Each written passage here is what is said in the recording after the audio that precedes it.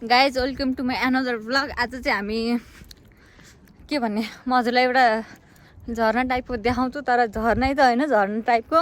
हामी चाहिँ यहीँ छौँ अझै पनि। के अरे यो ठाउँको नाम बुढा गाउँ के, यो सानीघाटमै बुढा गाउँ भन्ने ठाउँ छ। त्यसमा चाहिँ अब हामी आछौँ, बुढा गाउँ भन्ने ठाउँ चाहिँ जान्छौँ। अनि यहाँ छौँ हामीहरू गाइची पहाड पुरा रोड चाहिँ यस्तो छ, तल यस्तो छ भिड। उताको गाउँ चाहिँ त्यो चाहिँ बुढा गाउँ हो रे। यो चाहिँ के अरे मुर्रा हो कि के भन्छन्, यो गाउँको नाम चाहिँ थाहा छैन। यस्तो छ। अब के गर्ने, मेरो टप बिग्रिरहेको रहेछ। अनि ठिक छ अरू त सबै, तर बाटो चाहिँ यस्तो डेन्जर छ पुरै बाटो।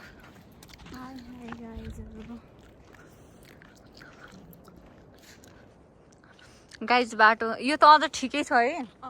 अस्ति हामी तलबाट आउँदाखेरि, सुर्खेततिरबाट आउँदाखेरि उताको बाटो त यति डेन्जर छ। तल गयो भने त गयो कि सिधै यो बाटो चाहिँ होइन, अर्को बाटो खस्यो भने त खस्यो। यहाँ पहिरो भिर पाखा। हाम्रो कालीकोटमा आएपछि यस्तै हेर्न पाइन्छ क्या। यस्तै रमाइलो चाहिँ एकदमै रमाइलो छ। फेरि अब उता जस्तो अब इन्भाइरोमेन्टहरू फोहोर यताउति केही पनि हुन्न, इन्भाइरोमेन्टहरू सफा हुन्छ। तर यति हो कि यहाँ धेरै हिँड्नुपर्छ। तर भ्यूहरू हेर्ने भने यताउति हेर्ने भने यति बवाल हुन्छ। हरेक ठाउँमा हरेक पोइन्टमा गएर तपाईँलाई वाउ लाग्छ क्या। वाउ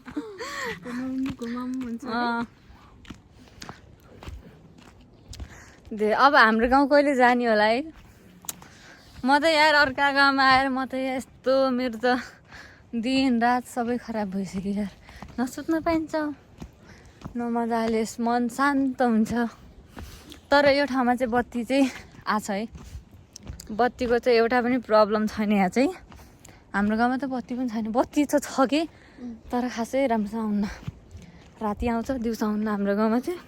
हाम्रो अब कति दिन बाँकी छ घुम्न। हाम्रो कति 6-7-8 दिन। थाक लागिसक्यो यार। यस्तो लेख्छ नि यहाँका लेख्छन्, तर यो अलिकतिकोले चाहिँ बाङ्गो जनताहरू यस्तै लेख्नुहुन्छ यहाँको जनताहरू। पोल यस्तो छ यहाँको, न्यू डिजाइनको पोल हो यहाँ। खसीको मोबाइल गाइज बाटो पहिरो गएर गाइज यो चाहिँ पहिरो गएर यस्तो भएको। यस्ता त अब यहाँ हेरेपछि त अब डर लाग्दा पनि छन्। यहाँ पहिरो गएर हेर्दै तल हेर्दै डर लाग्दो छ क्या। तर यो डर लाग्यो पनि ठाउँ चाहिँ रमाइलो छ। कालीकोट जिल्लाभरि यस्ता बाटो त कति छन् क्या। तर के गर्नु गाइज, म चाहिँ हजुरहरूलाई झर्ना देखाउँछु है। वाह कसम यार, यस्तो दामी छ। हामी चाहिँ नजिक जाँदैछौँ। यो चाहिँ अलि टाढा बाटो हो, हामी चाहिँ नजिक गएपछि जान्छौँ। दुईटा रहेछ है। अहिले चाहिँ अलिकति पानी भएर उता ठाउँमा यस्ता पहिरा त कति छन्। एउटा पुल पनि छ है। पुल पनि छ त्यहाँ। आइज भिर पाखा यस्तो छ क्या, यस्तो पुरा बाटो यतिको चाहिँ छ यहाँको। यस्ता त कति छन् कति देखाइसकु म। गाई दुधा पनि हेर्नु पहिरो गएर मान्छेहरू चाहिँ हिँडिराख्नु भएको छ यहाँ। अलिकति देखिहाल्छ झर्ना। हामी चाहिँ नजिक पुगिसकेको छौँ गाइज। अब पुग्यौँ। यहाँ चाहिँ यो पोइन्टमा चाहिँ यस्तो छ बाटो। यहाँ थोरै मात्रै, फेरि यहाँदेखि त्यहाँसम्म मात्रै बाटो फेरि यस्तो। तर यार कस्तो तल हेर्दा यस्तो डर लाग्छ यार। यो यहाँ यस्ता हेर्ने भन्दा यस्तो डर लाग्छ। के भन्ने अब, जस्तो कि माथिबाट कसैले ढुङ्गाले हान्यो भने कसरी चोट लाग्छ होला है। सिधै मम्मी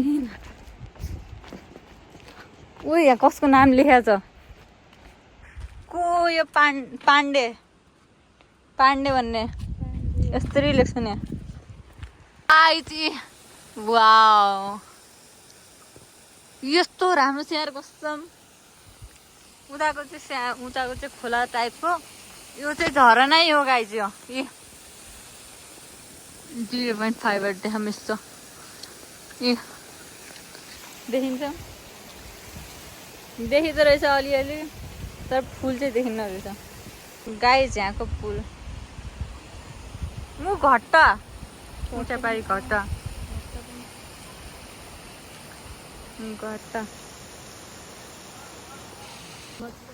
गाइज फाइनली चाहिँ अब हामी यहाँबाट जान्छौँ यहाँ माथि झरनाबाट चाहिँ अब हामी रुम जान्छौँ bye guys see you next vlog guys by